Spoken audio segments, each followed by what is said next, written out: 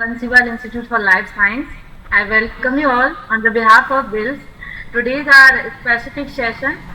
वैसे तो अपना सेशन जो है सारे जनरल टॉपिक्स को कवर करेगा, लेकिन स्पेशली आज का जो सेशन है वो ड्रेस कोड को लेकर के रह सकता है। आज की हमारी स्पेशल गेस्ट है professor Anjum ma'am. Ma'am government college Dholpur में डिपार्टमेंट ऑफ केमिस्ट्री में वर्किंग है। आज का जो हमारा सेशन है वो बहुत ही स्पेशल रहने वाला है। Firstly regarding dress code, don't be over stressed, this is a topic of moderate importance only, so you should give it moderate importance. And एक थॉट हमेशा अपने माइंड में रखना है और ड्रेस कोड को लेकर के, that is in an interview board they will like to see a person who can be a professor like.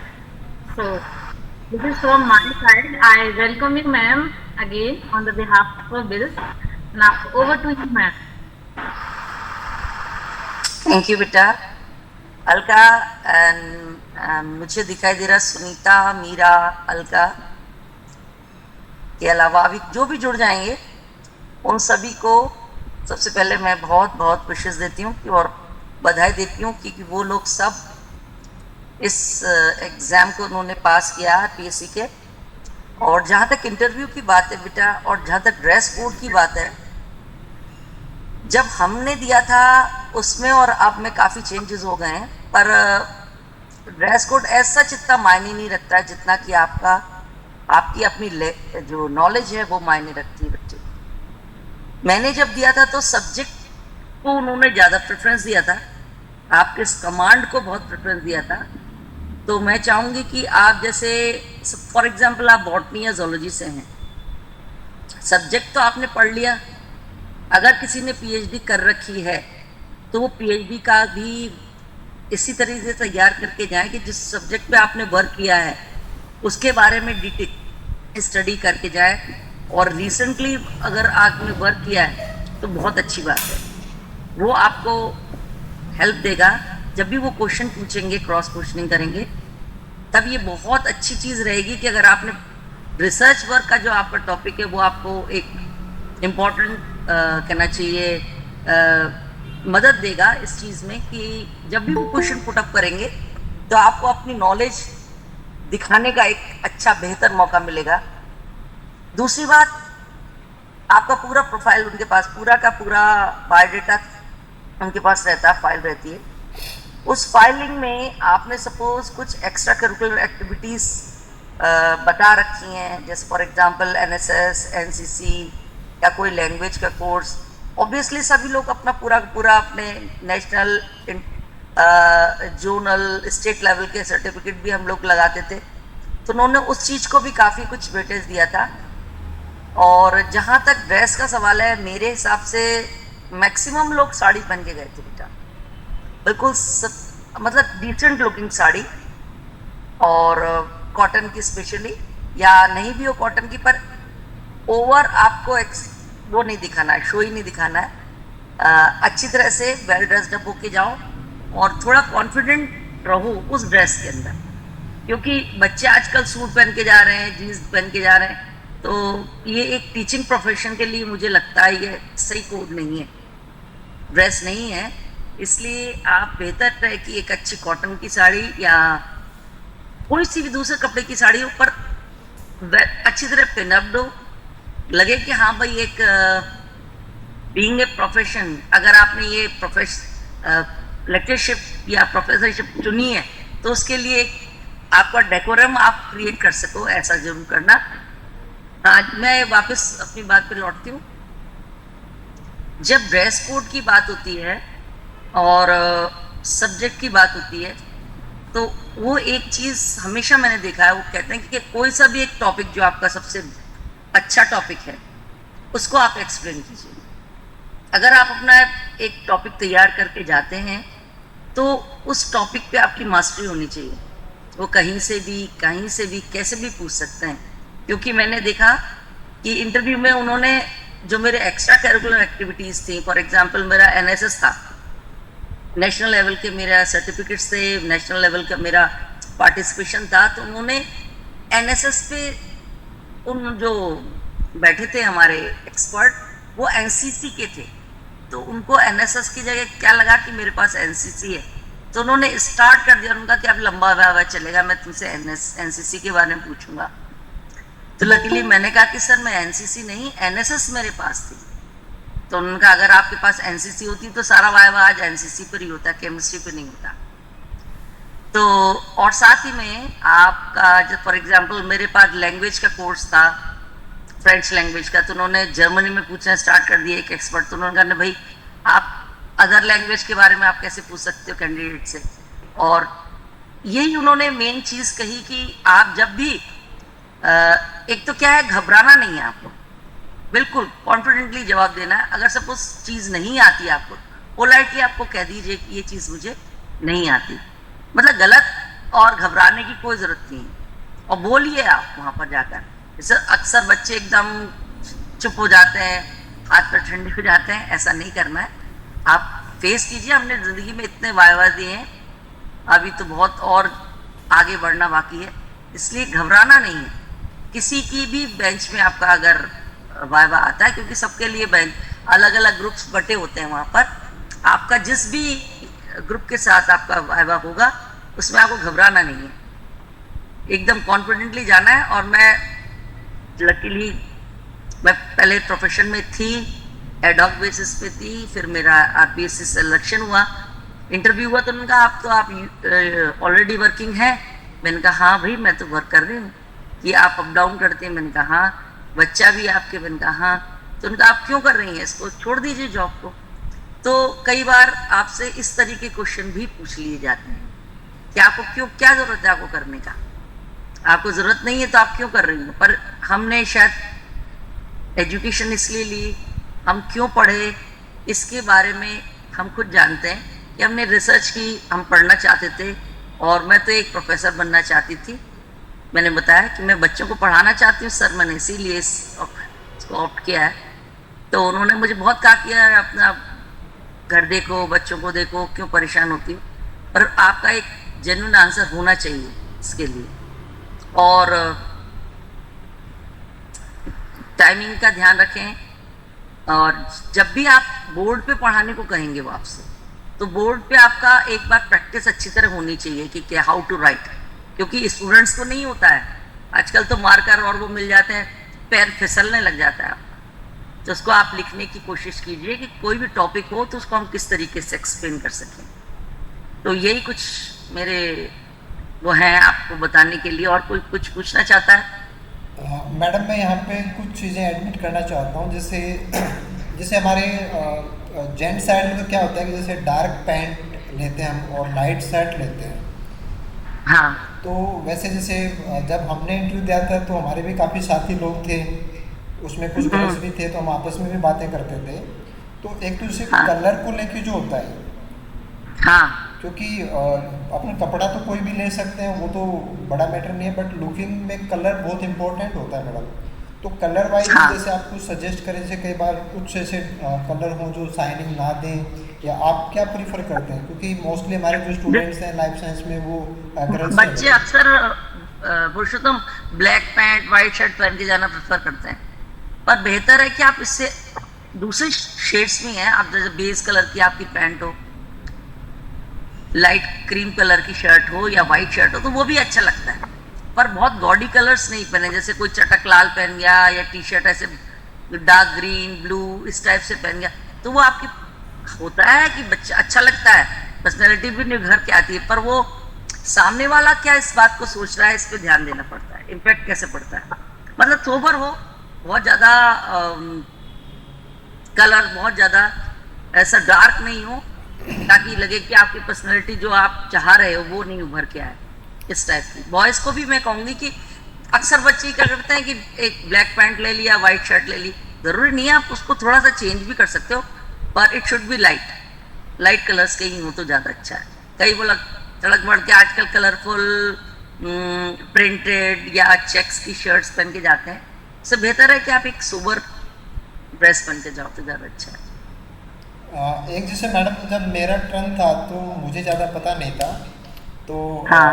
पापा जी ने पता किया, लोगों से पूछा कि भाई इंटरव्यू में क्या पहनते हैं, कैसे पहनते हैं। तो उन्होंने मेरे को एक ड्रेस बनवा के दी और फिर कहा कि इसको पहले पहन के देखो, यानी कि 4-5 बार हाँ। पहन के देखो, क्योंकि हम्म। अपन सडनली कोई चीज़ नया डालते हैं तो फिर थोड़ा सा उसमें कंफर्ट नहीं होती है, बार बार अपना ध्यान जाता है, अपन उसको सेटिंग वेटिंग में हाँ लगे हाँ। रहते हैं।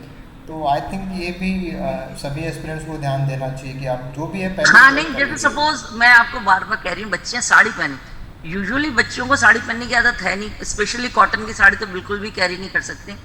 तो आप उसको अपनी हैबिट में एक बार पहनकर, चलकर, बैठकर देखें कि बार बार हम पल्लाई को तो नहीं संभाल रहे हैं, बार बार अपने आप को थोड़ी अनकंफर्ट फील नहीं होना चाहिए वहां जाके कि हमने पहली बार पहनी है। तो गर्ल्स भी उसको, भले हो सकता है वो सिंथेटिक भी पहने, पर साड़ी का चुनाव भी बहुत ज़्यादा इस टाइप का नहीं हो कि बहुत गॉडी कलर की हो या बॉर्डर भी बहुत हैवी हो, इस टाइप की नहीं, अच्छी साड़ी हो मतलब कुल मिला के। और उसको पहनकर कोशिश करें, ये बात सच कही तुमने कि जब बॉयज एक बार प्रैक्टिस कर सकते हैं तो गर्ल्स को भी प्रैक्टिस करके ही जानी चाहिए, वहाँ अजीब ना लगे, क्योंकि आपको बाहर वेट भी करना पड़ेगा जब तक आपका नंबर नहीं आएगा। तो उस दौरान आपको अनकंफर्टेबल फील नहीं हो कि भाई हम चल भी रहे हैं, जा भी रहे हैं और हमने पहली बार साड़ी पहनी है या सूट या पैंट शर्ट पहनी है, ऐसा ना लगे। तो ये भी ये पॉइंट बिल्कुल सही है कि एक बार प्रैक्टिस जरूर करें 3-4 बार, डेली एक बार रात में मम्मी की साड़ी लेके गर्ल्स तो लपेट के देख सकती हैं। और गर्ल्स के लिए तो कोई दिक्कत नहीं, क्योंकि क्रेज होता है, साड़ी पहनना भी एक अच्छी चीज़ है, पर उस वक्त अपने कंफर्ट जोन से थोड़ा सा बाहर आना पड़ेगा। मैम जो मॉडर्न गर्ल्स होती हैं उनका मोस्टली ये सवाल होता है कि उनके यहाँ मदर्स वगैरह भी सारे सूट ही वेयर करते हैं, तो उनको थोड़ा सा ज्यादा डिस्कम्फर्ट हो, तो उनके क्वेश्चंस भी आ रहे थे कि क्या अगर हमसे ना हो तो हम सूट वेयर करके जा सकते हैं? देखो ऐसा है बेटा, हमारे यहाँ मॉडर्न प्रोफेसर हैं और बंगाल की, कैलकाटा की, और वो बहुत अच्छी साड़ी पहनती हैं। ऐसा नहीं है, साड़ी पहनना कोई बात नहीं, अगर वो सूट पे भी जाना चाहती हैं जा सकती हैं, अगर उनको नहीं आता है बिल्कुल भी तो। मैम वो ज्यादा डिस्कम्फर्ट उनका बता रहे थे। अच्छा, तो उन्होंने कभी पहनी नहीं होगी, या हो सकती मदर के पास नहीं होगी, ये भी हो सकता है ना। उनके यहाँ उनके कस्टम्स में ये होगा ही नहीं साड़ी पहनना। पर मैंने देखा है कुछ हमारे यहाँ मॉडर्न है, पर वो साड़ी पहन लेती हैं और बहुत अच्छी पहनती हैं, और ये तो उनके लिए प्लस पॉइंट जाएगा। अगर सपोज वो साड़ी पहन के जाती हैं और पता चला कि वो मॉडर्न है और वो बहुत अच्छी साड़ी कैरी करती हैं, तो बहुत अच्छा, अलग मतलब उनका जो पॉइंट है वो पॉजिटिव ही जाएगा, नेगेटिव फॉर्म में नहीं लिया जाएगा। और अगर बहुत ज़्यादा उनको दिक्कत है तो वो सूट भी पहन सकती हैं, अच्छा सा सूट पहने, बहुत जिसके अंदर सितारे और उस टाइप की चीज़ें नहीं, गोटा सितारे ऐसे चमक वमक के सूट, वो वाली चीज़ नहीं कैरी करें तो ज़्यादा अच्छा है। आजकल तो बहुत अच्छे सूट हैं, कैसे भी पहन के जा सकती है, पर है ना डिसेंट लुकिंग हो वो ज़्यादा अच्छा है। और जहाँ तक आपके ये ऑर्नामेंट्स की बात है, ये भी बहुत ज़्यादा आप लोग कैरी कर नहीं करें कि बहुत हैवी आपने कानों के डाल दिए, गालों में, ये सॉरी गले में डाल दिया। एक जैसे हम एक एज ए टीचर हम आ जा रहे हैं होने वाले प्रोफेसर की तरह से, इस तरीके, क्योंकि क्या होता है टीचर और टॉट जो है में जो डिफरेंस होता है वो यही होता है। हम चाहे कुछ भी पहन ले एज ए स्टूडेंट, पर हम जब डायस पे पहुंचते हैं पढ़ाने के लिए तो हमें पूरा बच्चा देखता है कि ये मैडम ने क्या पहना है क्या नहीं पहना है, किस तरीके की वेयरिंग है उनकी, इसी से उनका इम्प्रेशन बनता है। मैं आज तक सिवाय कॉटन की साड़ी में कुछ नहीं पहनती थी, और आफ्टर कोरोना इतना हेक्टिक हो गया बेटा, हम भी सूट पहनने लगे कभी कभी, पर ऑलवेज कलफ की साड़ी पहनती थी मैं, अब पूरी लाइफ लॉन्ग मैंने कलफ की साड़ी पहनी, अभी भी मैं कैरी करती हूँ। तो सब लोग कहते हैं अब क्यों पहनते हो, मैंने कहा अब मैं रिटायर होने वाली हूँ, अब इन साड़ी को कौन पहनेगा, इसलिए मैं इसको पहनती हूँ। और कोई आपकी साइड से जो भी क्यूरी हो ना, क्योंकि देखो ये थोड़ा सा सेक्शन मेरे लिए तो ओल्ड है मैडम, लेकिन मैं इनके साथ जुड़ा हूँ, तो मैं मतलब इनकी तरफ से एज ए गार्जियन ही हूँ आपके साथ, तो मैं तो ज़्यादा नहीं पूछ पाऊंगा, बट मैं उम्मीद करता हूँ कि ये लोग पर्सनली जिसको जो पूछना है बच्चे आप पूछ सकते हैं। Ma'am I have a question. Hello ji ma'am I have a question. या जी मैम, मेरा ये है कि मैं पढ़ाते वक्त मेरा हैंड मूवमेंट ज़्यादा होता है, तो वहाँ पे एकदम स्ट्रिक्ट बैठना है या हैंड को जॉइन करके रखना है? अच्छा, हैंड मूवमेंट अपने आप ही होता है? हम मतलब आप जैसे कैसे कुछ करते हो एग्जाम्पल देते हैं या पढ़ाते हैं, टीचिंग करते हैं, तो मतलब जैसे एग्जाम्पल देना होता है तो इस तरह से हैंड मूवमेंट होता रहता है।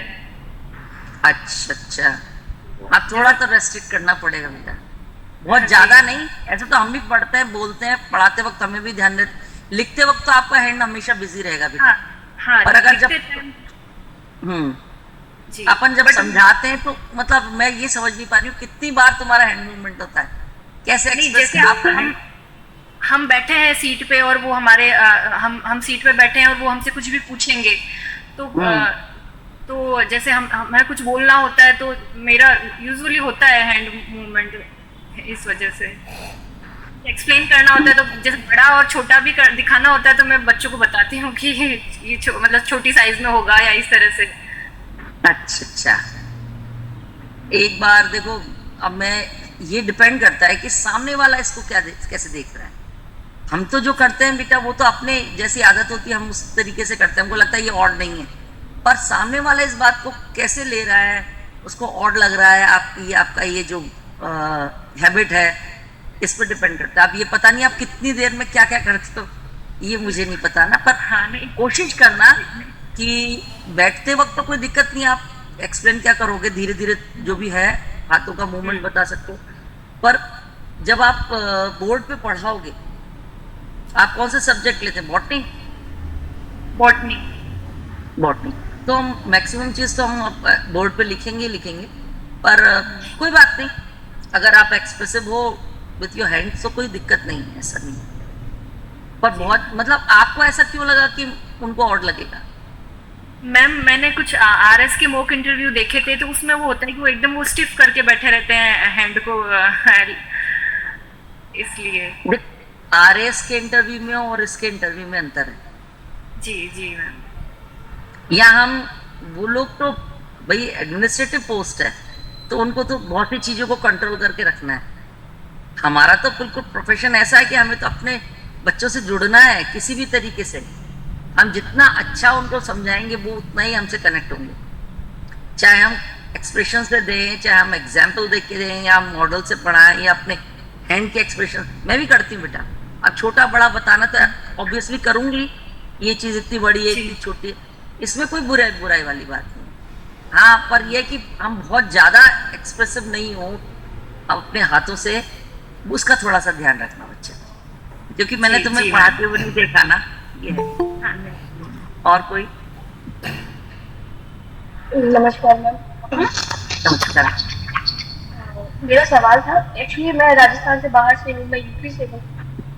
कहाँ से? और मेरा यूपी अलीगढ़ उत्तर प्रदेश। अच्छा, अलीगढ़ से, ठीक। तो जी, मुझे जीके को लेकर सवाल पूछना था कि मुझसे कितना स्कोप में जीके पूछा जाएगा अगर वो पैनल को पूछता है जीके। पैनल में जीके तो बेटा हमसे तो नहीं पूछा गया था अभी तक तो हाल फिलहाल, पर फिर भी तुम करंट तो पढ़ के जाना ही इतना।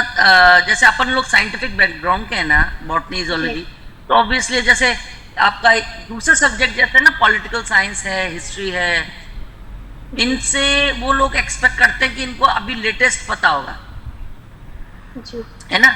तो मेन जो टॉपिक है आपका बॉटनी या जूलॉजी, आप उसका तो मास्टर बन के जाइए, मेरा ही मानना है। क्योंकि वो जब पूछते हैं तो वो कोई, क्योंकि वो एक्सपर्ट्स भी वही बैठे रहते हैं बॉटनी जूलॉजी के, जी, है ना, और कहीं बाहर से तो होते नहीं। फॉर एग्जाम्पल हमारे केमिस्ट्री के सारे प्रोफेसर और डीन और जितने भी थे हायर पोस्ट पे बैठने वाले वही लोग थे। नहीं मैडम, एक्चुअली में भी आरपीसी में क्या हो रहा है कि एक बोर्ड मेंबर बैठते हैं। अच्छा। और बोर्ड मेंबर ही स्टार्ट करता है इंटरव्यू को, और वो सबसे पहले मतलब जैसे एकेडमिक जानना चाहते हैं, फिर एरिया जानना चाहते हैं कि आप कहाँ से बिलोंग करते हो, फिर उनको क्लू मिलता है, वो एरिया से फिर क्वेश्चन पूछते हैं। जैसे वो धौलपुर से पूछेंगे कि रेड स्टोन सिटी क्यों कहते हैं, जब उनके दिमाग में कुछ भी आ जाएगा। अच्छा अच्छा, हाँ तो एक मिनट सुनो, पूछता हूँ। एक्चुअल जीके वो जिस जगह आप लोग रहते हैं उससे रिलेटेड पूछ सकते हैं। If you belongs to Dholpur तो वो रेड, उसकी क्या जरूरत, हाँ ये पूछ सकते हैं, ये पूछ सकते हैं। लेकिन वही है कि मैं बाहर से हूँ और मुझे बिल्कुल भी आइडिया नहीं लग पा रहा कि मैं उसको कितना टाइम दूँ, या क्योंकि मेरा कोर्स वर्क की क्लासेस भी चल रही हैं, साथ में मेरे एग्जाम्स भी हैं अब कोर्स वर्क, तो मैं नहीं समझ पा रही हूँ कि मुझे कितना फोकस जीके पर करना चाहिए या मैं किस एक्सटेंट तक जीके को लेके जाऊँ। देखो अभी जैसे अभी बताया सर ने कि आप अपने एरिया का तो जीके पढ़ के रखो बेटा, जिस जगह को आप बिलोंग करते हैं, कि वहाँ कौन सी चीज़ फेमस है, वहाँ का एनवायरनमेंट कैसा है, वहाँ पर कौन सी चीज़ ऐसी है जो फेमस है, अगर है और वो किस स्टेट में अगर आए तो स्टेट के बारे में थोड़ी बहुत जानकारी आपको होनी चाहिए। ये बात मैं जरूर कहूँगी, क्योंकि उस वक्त हमसे तो हमें ऐसा लगा भी नहीं था, या तो हो सकता है मुझसे नहीं पूछा गया था, मे बी पॉसिबल, क्योंकि मेरे उसमें बोर्ड मेंबर खुद बोर्ड के सेक्रेटरी बैठे थे। सबसे मतलब ऐसी बेंच मुझे मिली थी जिसमें हेड ऑफ दी वो पीएससी वो ही बैठे हुए थे, क्या नाम था मैं भूल रही हूँ उनका नाम, और वो जो मैं बता रही हूँ वो रिटायर्ड आर्मी ऑफिसर थे, रिटायर्ड, इसलिए उन्होंने मुझको पकड़ा था कि आप एनसीसी आपके पास है, लाओ मैं तुमसे एनसीसी के बारे में क्वेश्चन करता हूँ। वो पूरे दिमाग से कह रहे थे कि अब जो वाइवा होगा, क्योंकि वो उसी फील्ड के थे, तो कहते कि मैं आपसे इसी पे पूछूंगा, एनसीसी में पूरा वाइवा। तब मैं इसलिए बच गई क्योंकि मेरे पास एनएसएस थी। तो ये हो सकता है वो जो जिस सब्जेक्ट के वो होते हैं उनका वो कोई पर्टिकुलर सब्जेक्ट से रिलेटेड नहीं रहते हैं। बॉटनी जोलॉजी के जरूरी नहीं है पुरुषोत्तम वो बॉटनी जोलॉजी के हों, वो किसी भी सब्जेक्ट के हो सकते हैं, इसलिए उनसे हम एक्सपेक्ट कर सकते हैं कि वो किसी और फील्ड से आपसे क्वेश्चन पुट अप करें। जी हाँ हेलो, गुड इवनिंग मैम। आप हाँ गुड इवनिंग। कैमरा ऑन कर सकते हैं क्या एक बार? मैम मैं रीना कुमारी बात कर रही हूँ। हाँ रीना, मैं जूलॉजी से मैंने अभी पेपर क्वालिफाई किया है। मैम मेरा अच्छा, क्वेश्चन बोर्ड टीचिंग से रिलेटेड है हम्म, कि जब हम बोर्ड पे पढ़ा रहे होते हैं ना, तो कुछ लोग बोलते हैं कि जब आप पढ़ा रहे हो तब आप साथ में लिखते जाओ और साथ में बोलते जाओ, और कुछ लोगों हाँ। का कहना है कि आप जब बोलते हो तब आप सामने देख के बोलो। तो मैम फिर वो दोनों का सामंजस्य कैसे बिठाए? जब हम लिख रहे होते हैं तो सामने देख के फिर कैसे बोलें? देखो, कैमरा। Hello, ji ma'am. हाँ आइए, बहुत इम्पोर्टेंट थिंग है। क्या होता है, हम जब क्लास के अंदर पढ़ाते हैं यूजुअली क्या होता है, हम साइंस टीचर, देखो बॉटनी में भी आप लिखोगे, केमिस्ट्री में भी लिखोगे और जोलॉजी में भी लिखोगे। जोलॉजी में लिखने में, बॉटनी में लिखने, केमिस्ट्री लिखने में हर चीज में एक चीज कॉमन है कि आप सपोज फॉर एग्जांपल आप डायग्राम बना रहे हो, आपने एक डायग्राम बनाया या कोई किसी एनिमल का आपने उसका डायग्राम शो किया, उसको आप लेबलिंग कर रहे हो, मुंह से उसी वक्त बताओगे, ये कभी नहीं करोगे, पूरे समय साइलेंट रहोगे जी और मैम। बनाते चले जाओगे। पुरुषोत्तम ऐसा आप कहाँ करते हैं? हाँ बिल्कुल कंटिन्यूसली बोलते हैं, कंटिन्यूसली नहीं तो बोलते एक अजीब सा माहौल क्रिएट हो जाएगा कि पहले टीचर चुपचाप बनाया जा रहा है, घंटा लग गया, उसके बाद उसको ऐसा नहीं होता है। जी मैम। हम बोलते जाते हैं और पढ़ाते जाते हैं। तो मैम और अगर आपको ऐसा लगे, नहीं मैं आपको बताऊं, जैसे उन्होंने कोई बहुत छोटी सी चीज पूछी है तो पहले आप उसको लिख दो, फिर उसके बाद आप फ्रंट में आप जी जजेस उनके सामने, एक्सपर्ट के सामने बोलकर बता सकते हो, पर आप एक्सप्लेन तो तभी करो। फॉर एग्जांपल आपको एक कोई डिफरेंस बताना है किसी चीज में, तो आप पहले लिखोगे ना दो चीज, this is this and this is, for example this is sugar, this is not sugars, तो फिर उसके बाद आप फ्रंट, मतलब जरूरी नहीं कि आप बिल्कुल बैक करो, एक साइड उसमें भी आप बता सकते हो। अब डिपेंड करता है कि जो उनका ब्लैक बोर्ड का जो कहना चाहिए साइड है वो किस तरफ है, बिल्कुल उनका अपोजिट है या उन्हीं की डायरेक्शन में, ये है। मैम बट कुछ हाँ, लोगों का कहना है कि जब आप बताएं तो हमारी तरफ देख के बताएं, तो हम जब लेबलिंग कर रहे हो तो उस समय उनकी तरफ देखकर कैसे फिर बता सकते हैं? या तो हाथ दिखेगा। देखो ऐसा है, लेबलिंग करोगे फिर आप सामने देख के तो पीछे नहीं देख पाओगे ना, कैसे बताओगे this is epidermis, this is dermis, yes है ना? Ma'am, this is the side question. में मैंने होकर आर्मी बता में दो। इंटरव्यू दिया था तो वहाँ मुझसे हाँ। इस बारे में बताया गया। तो बिल्कुल देखो हम भी ऐसा करते हैं बेटा, जैसे सपोज ये ब्लैक बोर्ड है, हम इसके ऐसे इस डायरेक्शन में खड़े होते हैं, फॉर एग्जांपल 60 डिग्री एंगल, एक हाथ हमारा यहाँ रहता है, एक हाथ हम खाते हो जाते हैं, बच्चों की तरफ देखने लगते हैं, इस टाइप से भी आप बता सकते, तो बिल्कुल बैक मत करके बताओ, ये जी मैम। है ना। हमें बस इतना ध्यान रखना, जो पूछ रहा है वो कुछ नहीं जानता है, ऐसे पढ़ाना। जी मैम। मैम उन्होंने मुझे ऐसे बोला सामने ये वाला तो हमें कुछ आता नहीं है, आप जानता आगे है। पढ़ाइए। मेरा जो टॉपिक था, मेरा एक टॉपिक था जो मैंने वहाँ टीच करवाया था बोर्ड पे। तो सर ने मुझसे कहा कि ये तो हमें आता है, आप आगे बताइए। अच्छा, तो फिर आप ऐसा टॉपिक चूज करना। फॉर एग्जांपल मुझसे पूछा कि आपका फेवरेट सब्जेक्ट क्या है, फेवरेट टॉपिक कौन सा है केमिस्ट्री में, तो मैंने कहा कि स्पेक्ट्रोस्कोपी। तो एक थे आगरा यूनिवर्सिटी के, तो उन्होंने कहा कि नहीं, यूजी लेवल में आपको कौन सा है। मैंने कहा यस, स्पेक्ट्रोस्कोपी। स्पेक्ट्रोस्कोपी एक्चुअली में एमएससी लेवल का सब्जेक्ट है, पर राजस्थान यूनिवर्सिटी में उसको 3rd ईयर में भी उसका एक पार्ट पढ़ाते हैं। तो हमने कहा स्पेक्ट्रोस्कोपी। कहते हैं आप स्पेक्ट्रोस्कोपी बीएससी लेवल में कैसे पढ़ाते हैं। मैंने कहा हाँ सर पढ़ाते हैं, हम यूवी पढ़ाते हैं, आईआर पढ़ाते हैं। फिर राजस्थान यूनिवर्सिटी के जो एक प्रोफेसर थे उन्होंने मुझको सपोर्ट किया, उन्होंने कहा नहीं आपके यहाँ नहीं होगा, हमारे यहाँ तो पढ़ाते हैं। तब उन्होंने कहा कि चलिए आप स्पेक्ट्रो पढ़ाइए, क्योंकि वो थोड़ा एडवांस टॉपिक था। फिर मैंने स्पेक्ट्रो पढ़ाया वहाँ पर। उन्होंने कोशिश किया कि मुझे स्पेक्ट्रो के अंदर घेरे, तो मैंने कहा ये मेरा फेवरेट सब्जेक्ट है, इसलिए आप अपना कोई अच्छा सब्जेक्ट लेके जाना बेटा। जी मैम। बहुत टफ नहीं कि हम ही अटक जाए, ऐसा मत करना कि कोई हमसे पूछे हम ही अटक गए वहां पर। ऐसा नहीं कि वो कोई क्वेश्चन पुट अप करें, हम उसका आंसर दे सकते हैं। इस तरीके से कोई भी टॉपिक आप तैयार करो, उसके बारे में वो कहना आप कहीं से पूछिए, मैं तैयार। Thank you ma'am. ऐसा लेके जाना, बिल्कुल बैक मत करना, घबराना ना, कॉन्फिडेंटली पढ़ाओ कि वो सब छोटे छोटे बच्चे हैं और हम उनके टीचर हैं। इसी तरीके से अगर आप घबरा गए तब दिक्कत हो जाएगी। और हाथी कपकपाने, बिल्कुल फ्रीली पढ़ाओ। वो यही देखते हैं कि बच्चा कितना डर गया, ये टीचर बनने अभी हमारे सामने डर रहा है, बच्चों के सामने भी डर जाएगा। ऐसे नहीं करना। और कोई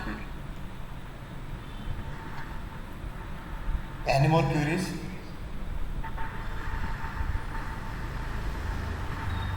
hello ma'am, good evening. Hello, good evening. हाँ मैम, मेरा क्वेश्चन है कि जो पीएचडी का काम है और जो पब्लिकेशंस हैं उनसे रिलेटेड क्या क्या हमें तैयार करना चाहिए, जो रिसर्च आर्टिकल्स हैं उनसे रिलेटेड। हाँ जी मैम। देखो वो ये जो अपने पेपर्स होते हैं, अब तो पब्लिकेशंस तो अपने हो ही जाते हैं इतने, आपने कहाँ कहाँ करा है, कौन से जर्नल्स आपने टच कर रखे हैं, कहाँ कहाँ आपने अपने जो पेपर्स हैं वो भेजे हैं लेटेस्ट आपका। वो चाहते हैं कि बच्चा ओवरऑल उसका एक्सपोजर कहाँ है, नेशनल है, इंटरनेशनल है, कौन से जर्नल वो पढ़ता है, या कहाँ कहाँ उसने पब्लिकेशन किया है, इसके बारे में भी जानकारी रख के जाना बेटा। और इम्पोर्टेंट जर्नल्स पूछ लेते हैं वो, केमिस्ट्री के इंटरनेशनल या रिनाउंड जर्नल्स के बारे में बताइए क्या, जहाँ आपके पेपर पब्लिश हो। पब्लिकेशन तो है ही, ये बात जरूर सही है कि आपने अच्छा टॉपिक।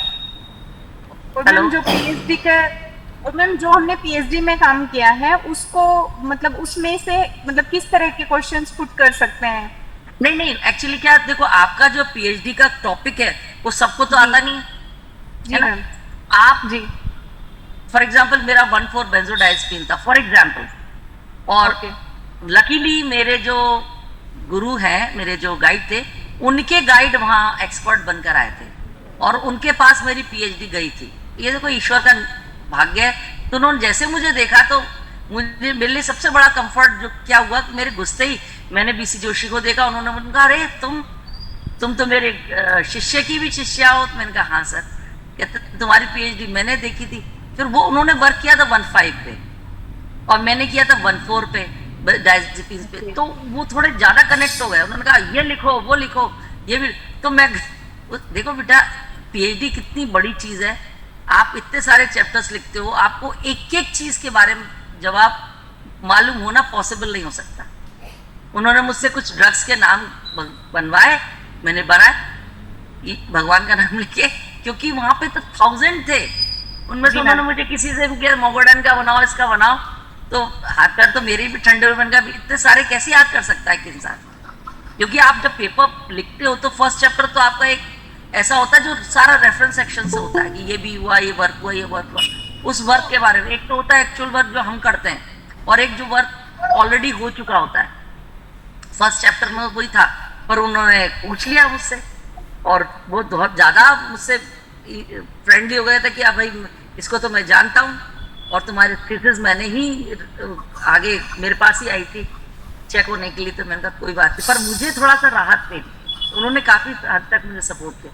तो सब्जेक्ट तो बेटा आप अपना लर्न करके जाओ, और अगर वो कहते हैं आपने किस पे वर्क किया है, तो आप उस वर्क को शॉर्ट एंड कंसाइज फॉर्म में कि मैं किस पे वर्क कर रही हूँ और अल्टीमेटली मैं क्या चाहती हूँ, और हमारा मेन गोल क्या है कि हम ये रिसर्च के अंदर एंड हमारा क्या चीज निकाल रहे हैं। ऊटपटांग तो पीएचडी हम कर नहीं रहे, है ना। अब वो यही चाहते हैं कि आपने जो वर्क किया है वो कितना ऑथेंटिक है और वो कितना यूजफुल है हमारे लिए, कितना यूजफुल है, ये चीज पूछ सकते हैं। Thank you ma'am, thank you ma'am. Welcome बेटा। Any more queries?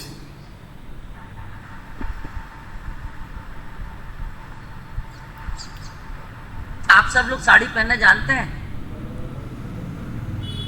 जी देखो सब जानते हैं, गर्ल्स होती है तो सब शादी ब्याह सब में पहनती, लड़कियां साड़ी पहनती है मोस्टली।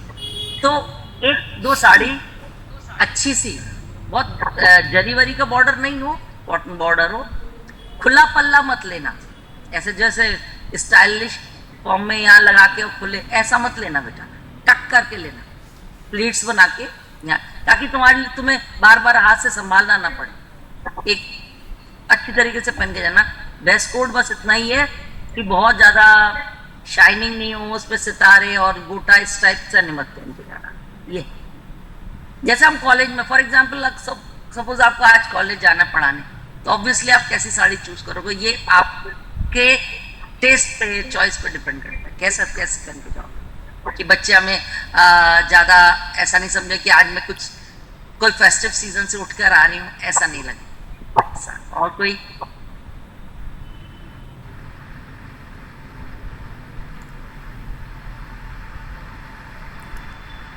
एनी मोर क्यूरीज आपकी साइड से? कुछ भी आपको पूछना हो, मैडम है हमारे साथ अभी।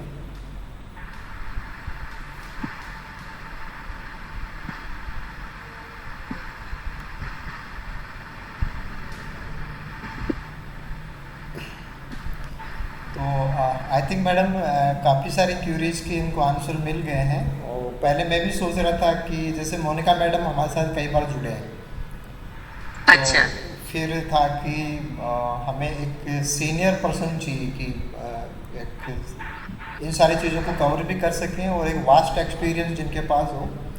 तो फिर मुझे आपकी याद आई। और नहीं, फॉर एग्जाम्पल मैं ऐसे बता रही हूँ जैसे कि मैं मेंबर में बैठी हूँ तुम्हारे एज ए इंटरव्यू के अंदर, एज ए तुम्हारा एक्सपर्ट, तो मैं क्या चाहूंगी तुमसे, जी कौन सी ऐसी चीजें जो कि मैं तुम में देखना चाहूंगी। कि एक बार आपकी एंट्री हुई तो लगा कि हाँ भाई बच्ची बहुत हील पहन के मत जाना, पता चला अपन लंगड़ाते हुए जा रहे हैं, छोटी सी हील, आराम से हम चल सकें। कंफर्ट, आपको कंफर्ट होना चाहिए। आप उस वक्त ऐसा नहीं कि मैं आज ही तैयार होके आज मैं इस तरीके से आ रही हूँ, नहीं, कॉन्फिडेंटली घुसो, साड़ी पहन के भी लगे कि हाँ भाई ये बच्चा कैरी करता है, आराम से घुस रहा है। चप्पल पहन पर बहुत हील की नहीं कि भाई हम ही डिस्कम्फर्ट हो रहे हैं, ऐसा नहीं। और जैसे उन्होंने बताया कि सपोज रिलीजन वाइज अगर क्रिश्चियन है या मोमडन है और वो कह रहे हैं कि नहीं हम साड़ी नहीं कैरी, सूट भी पहनो पर अच्छी तरीके से पहन के जाए, बालों को अच्छी तरह से सेट करके, बहुत गॉडी मेकअप नहीं कि अपन कई बार क्या होता है बहुत ज़्यादा मेकअप लगा लेते हैं, वो भी नहीं, क्योंकि अभी हम स्टिल अभी भाई जिस प्रोफेशन में है उस समय हम ये कोई शो बिजनेस वाली चीज़ नहीं है, हमें हमारी नॉलेज कितनी है ये देखी जाती है कुल मिला के। ये मैं देखूंगी अपने सब्जेक्ट से रिलेटेड, और जितना हो सके पोलाइट रहे, और नहीं आया तो सीधे से धीरे से आप उसको बना, ऐसा समझ के बिल्कुल नहीं आता हमको या हम गलत बोल रहे हैं, क्योंकि जो एक्सपर्ट होते हैं वो तो अपने सब्जेक्ट को जानते हैं बच्चे। हाँ, आपके रिसर्च टॉपिक से रिलेटेड वो शायद हो सकता है इतना नहीं जानते थे, मेरे साथ ये था कि मेरे तो सर भी जानते थे कि मैंने किस पे वर्क किया है, इसलिए मेरे से गलत मैं बोल नहीं पाती थी। इसलिए आप अपना जो भी वर्क जिस पे किया है, रिसर्च अपना रिसर्च पब्लिकेशंस कितने हैं, कौन कौन से रिनाउंड जर्नल्स हैं, वो पूछ सकते हैं आपसे, कौन से इंटरनेशनल जर्नल्स हैं जिसमें आपने भेजा या वर्क कर रहे हो, तो आप अल्टीमेटली आपका वर्क कहाँ पहुंचेगा, इस पे जरूर ध्यान देना कि आप क्यों कर रहे हो, इस पे रिसर्च वर्क क्यों कर रहे हो, आपका अल्टीमेट गोल क्या है, ये क्या करवाना चाहते हो, इसके बारे में आप आंसर दे सकते हो। किसी की अभी चल रही होगी पीएचडी, और कुछ कर चुके होंगे, वो मुझे नहीं पता, पर जो भी है अपना नॉलेज को बिल्कुल अपडेट रखना बच्चे। ये ओके मैडम। और ये मीरा, जी जी, आप कुछ कह रहे हैं मैडम? मैंने कहा ये मीरा जी भी जुड़ी हुई हैं, हाँ हाँ। ये पूछना चाहती हैं कुछ? नो मैम, थैंक यू, आपने लगभग सारे टॉपिक कवर कर दिए हैं। अच्छा अच्छा, मैंने कहा हाँ आप जी। पढ़ाती हैं कहीं? मैम मैं पढ़ाती थी NIT मेघालय में, लेकिन हाँ। अभी कुछ तकनीकों से नहीं पढ़ा रही हूँ। हाँ, मैं जो मुझे गेस्ट फैकल्टी थी। अच्छा अच्छा, पर फिर भी आपको काफी कुछ नॉलेज पहले से होगी ऑब्वियसली, क्योंकि हाँ, जब हम जिस प्रोफेशन में जाते हैं तो उस प्रोफेशन से हमें काफी हद तक एक कॉन्फिडेंस आ जाता है। हाँ मैम, तो राइट। मुझे लग रहा था, मैंने एक बार देख के उनका लगा इन्हें जरूर पता होगा हाउ टू टीच, और कैसे हम अपने आप को कैरी कर, कैसे बच्चों को हम कैसे इंटरेक्ट करते हैं बच्चों से या किससे भी, क्योंकि जो प्रोफेशन हम चूज करते हैं वो हम दिल से करते हैं।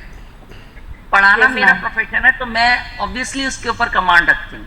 ये एग्जैक्टली यस मैम, मैडम। क्योंकि मैं NIT में जिस बैच में पढ़ाती थी, एक बैच में 120 बच्चे थे, और वो भी मतलब BTech के सारे बच्चे थे 120, अच्छा एक अच्छा, सिंगल अरे बैच वाह, में।